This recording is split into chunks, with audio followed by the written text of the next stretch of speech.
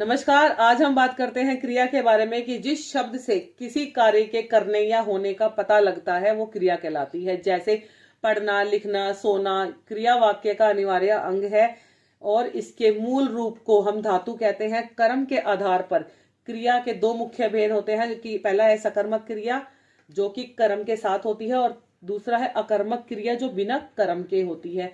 और क्रिया की परिभाषा अगर हम साफ शब्दों में कहें तो क्रिया वर्ब वह विकारी शब्द है जो कर्ता द्वारा की गई क्रिया, अवस्था या किसी घटना को दर्शाती है।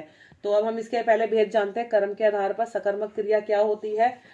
जिस क्रिया में कर्म की आवश्यकता होती है या कर्म के साथ क्रिया होती है उसे सकर्मक क्रिया कहते हैं। जैसे कि राम खाना खा रहा है, खा रहा है क्रिया है और खाना जो है वो कर्म है। अकर्मक क्रिया मतलब जिन क्रियाओं का जिन क्रियाओं में कर्म की आवश्यकता नहीं होती है उन्हें अकर्मक क्रिया कहते हैं। जैसे मोहन नाचता है, यहाँ नाचने का असर सीधा कर्ता पर है। ठीक है, मतलब जो कार्य खुद वो कर रहा है उसका जिसका असर सीधा कर्ता पे, करने वाले पे पड़ रहा है, वहां पे अकर्मक क्रिया होती है। अन्य भेद इसके इस प्रकार है कि संयुक्त क्रिया दो या अधिक क्रियाओं के योग से बनी हुई क्रिया संयुक्त क्रिया कहलाती है। जैसे कि पढ़ने लगा। प्रेरणार्थक क्रिया जब कर्ता स्वयं काम ना करके किसी दूसरे से काम करवाता है, जैसे लिखवाना, पढ़वाना।